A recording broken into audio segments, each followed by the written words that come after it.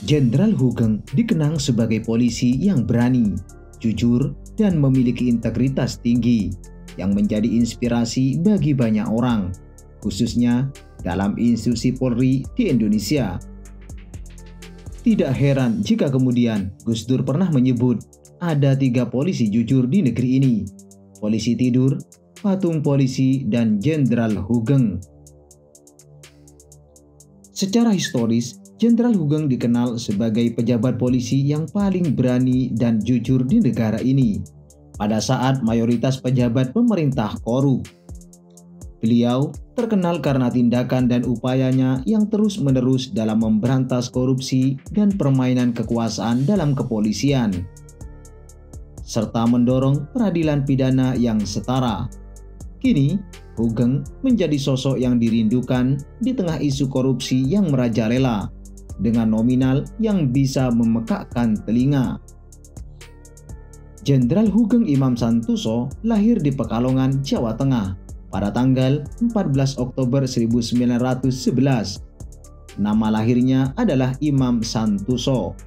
Nama Hugeng diambil dari kata bugel, menjadi Bugeng dan kemudian Hugeng yang berarti gemuk karena tubuhnya yang gemuk semasa kecil. Ayahnya adalah Sukarjo Karjoharmojo dari Tegal, seorang jaksa di Pekalongan. Ibunya adalah Umi Kulsum. Ia memiliki 2 adik perempuan, Titi Sujati dan Sujatmi. Hugeng lahir pada masa kekuasaan Hindia Belanda, sehingga pendidikannya dilalui di beberapa sekolah bentukan Belanda, mulai dari sekolah dasar hingga perguruan tinggi. Namun, sebelum selesai di Sekolah Tinggi Hukum pada bulan Maret 1942, Jepang menduduki Hindia Belanda, yang kemudian menutup RHS, Sekolah Tinggi Hukum tempat Hugeng kuliah. Hugeng kemudian kembali ke rumahnya dan menggunakan waktu luangnya untuk menjual telur dan buku sekolah berbahasa Jepang, hingga ia melanglang ke Semarang. Sewaktu pendudukan Jepang, ia mengikuti latihan kemiliteran Nippon pada tahun 1942 dan Koto Keisasu Kaikai pada tahun 1943. Hugeng lulus pada tahun 1944 dan diangkat sebagai Jangbu, bagian keamanan Semarang, dan menduduki sebagai Koto Keisasuka, bagian intelijen. Setelah itu, ia diangkat menjadi Wakil Kepala Polisi Seksi 2 Jomblang Semarang pada tahun 1944 dan menjadi Kepala Polisi Jomblang pada tahun 1945. Setelah proklamasi kemerdekaan Indonesia, Hugeng sempat bergabung di TNI Angkatan Laut sebagai perwira militer berpangkat mayor dan diberi hak untuk tinggal di Hotel Merdeka, Yogyakarta, dan dibayar Rp400 per bulan. Di Yogyakarta, Hugeng juga memiliki aktivitas lain sebagai pemeran utama sandiwara radio berjudul Saija dan Adinda yang disiarkan oleh Radio Angkatan Laut, Darat, dan Udara dan RRI Yogyakarta. Ia kemudian menikah dengan lawan mainnya dalam lakon bernama Mary pada tanggal 31 Oktober 1946 di Jetis, Yogyakarta. Setelah menikah, Hugeng mengundurkan diri sebagai perwira Angkatan Laut untuk mengejar impian masa kecilnya menjadi seorang perwira polisi. Setelah bergabung kembali, Hugeng mengikuti pendidikan polisi akademi dan bekerja di bagian Purel, Jawatan Kepolisian Negara di Mertoyudan, Magelang. Di kepolisian, Hugeng pernah menjadi Kepala Dinas Pengawasan Keamanan Negara atau DPKN di Surabaya, Jawa Timur pada tahun 1952 dan menjadi Kepala Badan Reserse Kriminal atau Bareskrim di Medan, Sumatera Utara pada tahun 1956. Ada cerita menarik saat Hugeng tiba di Medan. Begitu turun dari pelabuhan Medan, seseorang mendekatinya dan mengaku sebagai ketua panitia penyambutan. Ia mengatakan bahwa mobil dan rumah untuk Hugeng sudah disiapkan. Hugeng tahu itu adalah gratifikasi dari seorang pengusaha Tionghoa. maka ia pun menolaknya mentah-mentah. Pengusaha Tionghoa ini tidak menyerah. Tahu Hugeng akan pindah ke rumah dinas. Tempat itu kemudian ia penuhi dengan perabotan yang lengkap dan mahal. Ketika Hugeng tiba, ia marah dan meminta barang itu diambil kembali. Tetapi pengusaha tersebut tidak melakukannya. Akhirnya, barang-barang itu ia lemparkan ke pinggir jalan. Pada tahun 1959, ia mengikuti sekolah pelatihan Mobile Brigade dan menjadi staf Direktorat II di Markas Besar Polri pada tahun 1960.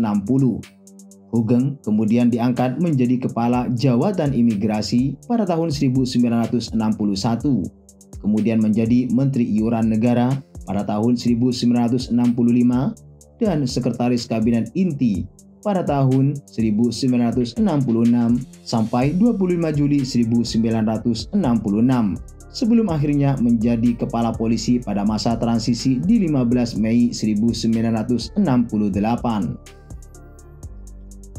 Pada saat Hugeng diangkat, jabatannya adalah Panglima Angkatan Kepolisian Negara Republik Indonesia.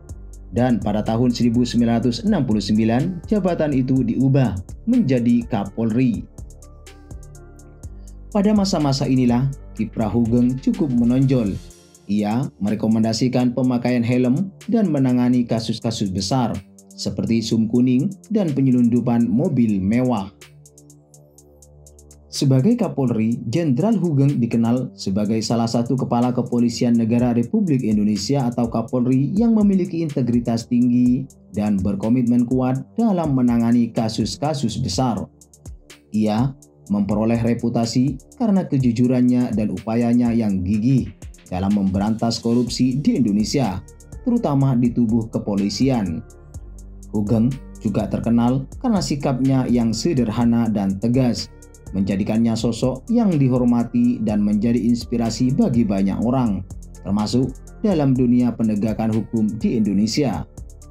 Salah satu kasus besar yang ia tangani adalah penyelundupan mobil mewah yang terjadi pada akhir 1960-an dan awal tahun 1970-an. Jenderal Hugeng berhasil membongkar kasus penyelundupan mobil mewah yang dilakukan oleh Robby Cahyadi alias Si Jiit yang dikenal dekat dengan Soeharto. Kasus ini menjadi terkenal karena melibatkan ratusan mobil mewah yang diselundupkan ke Indonesia, menyebabkan kerugian negara sebesar 716 juta rupiah saat itu. Penyelundupan ini juga menarik perhatian karena Robby Cahyadi dikenal memiliki hubungan dekat dengan para pengusaha dan pejabat yang memungkinkannya untuk menjalankan aksinya dengan dukungan dari aparat negara. Sebulan kemudian, Hugeng ditawari jabatan Dubes oleh Soeharto. Namun, Hugeng menolak dan meminta ditugaskan di Indonesia saja. Konon saat itu, Soeharto mengatakan, "Tidak ada lowongan untuk Anda lagi di sini." Maka Hugeng pun langsung mengundurkan diri dari jabatannya sebagai Kapolri. Sementara Robby Cahyadi dihukum 10 tahun penjara, meski hanya menjalani hukuman selama 2,5 tahun. Kisah ini menegaskan reputasi Hugeng sebagai polisi yang berintegritas dan berkomitmen terhadap keadilan, serta menjadi salah satu contoh penting dalam sejarah penegakan hukum di Indonesia. Karena dengan keberanian dan integritasnya, tidak hanya mengungkap modus operandi yang melibatkan pemalsuan atau pemanfaatan paspor diplomatik untuk memasukkan mobil mewah, tetapi juga menunjukkan keterlibatan pejabat tinggi negara, polisi, dan militer dalam kasus ini. Hugeng memang dikenal sebagai sosok yang sederhana. Meskipun sudah menjabat sebagai Kapolri, Jenderal Hugeng tetap bersedia mengatur lalu lintas di perempatan, menunjukkan bahwa tugas seorang polisi adalah melayani masyarakat, tidak peduli seberapa tinggi jabatannya. Setelah mengundurkan diri sebagai Kapolri pada tanggal 2 Oktober 1971, Hugeng sempat tampil di TVRI bermain gitar Hawaii bersama dengan band The Hawaii Senior dan menjadi pembawa acara musik di The Hawaii Senior dari tahun 1968 sampai 1979. Kadang ia tampil bersama istrinya Mary Hugeng dan putrinya Reni Hugeng dan Aditya Hugeng. Ia juga berkebun di kebunnya yang kecil di seputaran Jonggol, Bogor. Selain berkebun, ia juga kerap menghabiskan waktunya untuk melukis, hobi yang sudah ia lakukan sejak ia masih muda.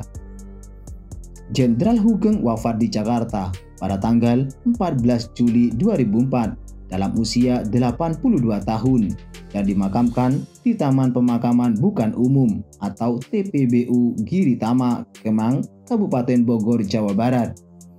Meski telah wafat, Jenderal Hugeng terus dikenang oleh masyarakat Indonesia hingga saat ini karena menjadi inspirasi bagi banyak orang. Sosok Jenderal Hugeng begitu berarti bagi Indonesia karena prinsip anti korupsinya yang kuat dan lebih memilih hidup sederhana daripada menerima suap atau terlibat dalam korupsi.